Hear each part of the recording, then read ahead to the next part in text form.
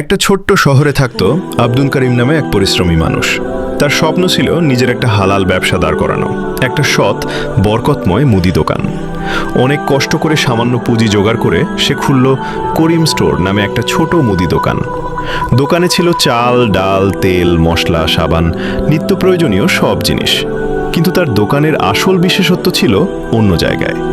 আব্দুল করিম সবসময় খেয়াল রাখত যেন তার ব্যবসা পুরোপুরি হালাল হয়। সে কখনো মাপে কম দিত না, নকল বা হারাম পণ্য রাখত না, আর দামও রাখত ন্যায্য। একদিন শহরের এক ধনী ব্যবসায়ী এসে বলল, তুমি যদি একটু কম মানের জিনিস বেশি দামে বিক্রি করো তাহলে অনেক লাভ হবে।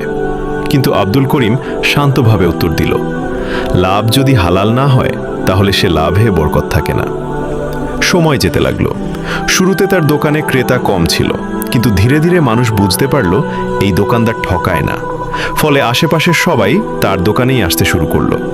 কিছুদিন পর করিম স্টোর শুধু একটা দোকানই থাকলো না, এটা হয়ে উঠল মানুষের বিশ্বাসের জায়গা।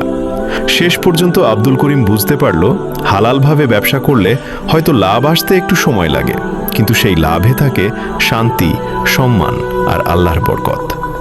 গল্পের শিক্ষা: হালাল ও সততার সাথে ব্যবসা করলে তা শুধু দুনিয়াতেই নয়, আখিরাতেও সফলতা এনে দেয়।